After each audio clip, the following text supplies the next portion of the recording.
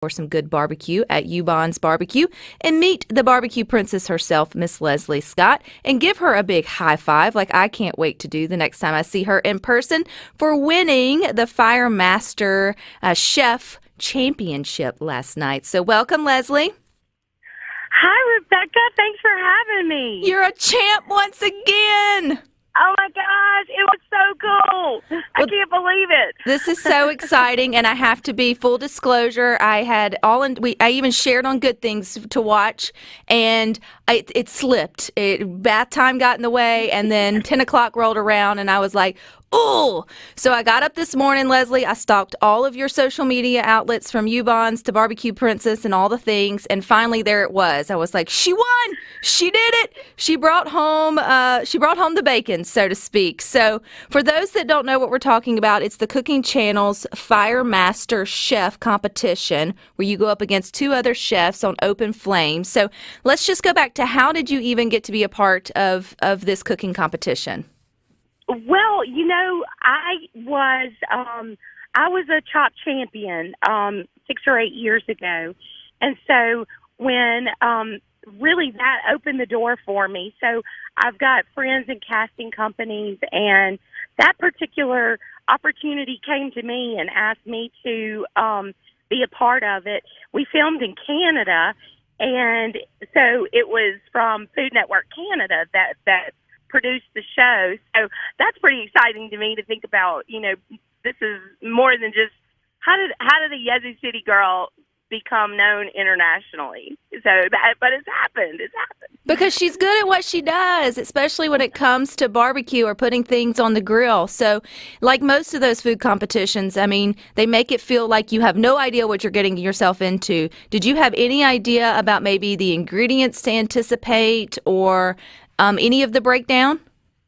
Well, the first round was our signature dish. And me and my cooking partner, the Barbecue Ninja, had been working on a venison tenderloin recipe. And so, I was like, well, I'm just going to do what I know. And, I'm from the Delta. There's great hunting in the Delta. There's always venison available. And so I knew that I was going to be cooking that. And, I mean, if I messed that up, I think I would just need to go hide in my house, Everybody needs to know how to cook a good backstrap. So, so it was that part we knew what was coming up, but everything else was a surprise. Now, I think in the second round, because I have seen the show before, if you win the first one, you get to choose the ingredient, the second one, or you have first choice. If that's the case, what did you choose for your second round? Yeah, I chose apples. It was either apples or oranges. And so I went with apples. Mississippi and Memphis-style barbecue is mostly about pork. And so I know apples and pork are like best friends. And so I immediately went for some pork chops and did a pork and apple hash with grilled leeks and served that with my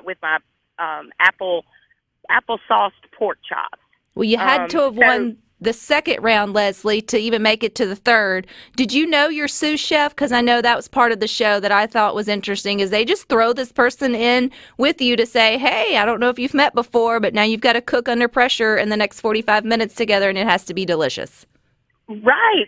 No, we didn't meet until 5 minutes before we were on camera together. And it's definitely a challenge because that last round is 45 minutes, and you have to cook an entree, 2 side dishes, and individual desserts for each judge.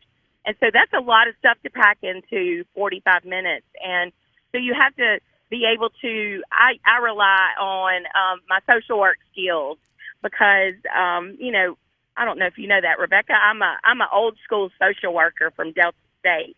I think we have learned that. Yeah.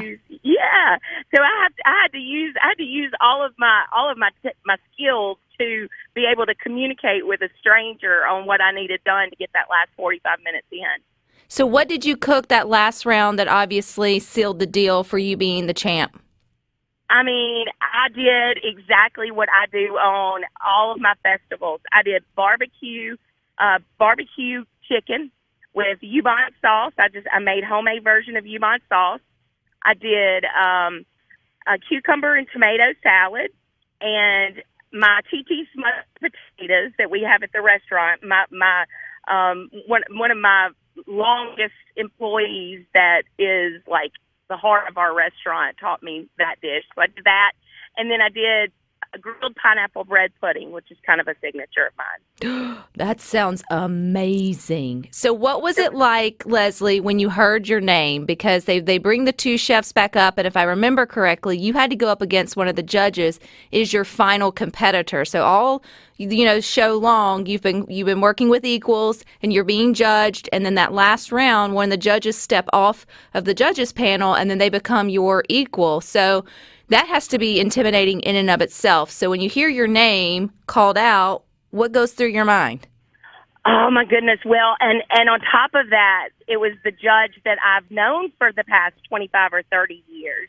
And so, so I know that I'm going to have to go against somebody that I've cooked in competition. I've been beaten by this guy before, And at the end, the host said, "Who cooked the pineapple bread pudding?" And I said, "That was me." And the whole set was like, "Whoa!"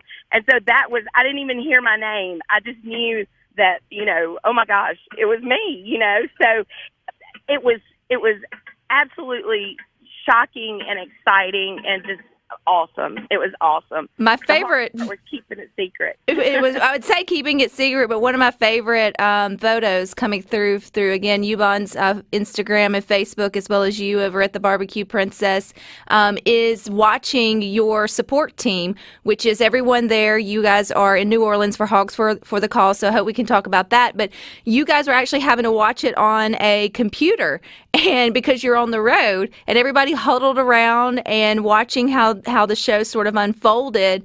So that had to be a unique and exciting experience in and of itself. Absolutely. We didn't know until 2 weeks ago that we were going to air on this date. And we've been a part of Hogs for the Cause since the beginning of this organization, really.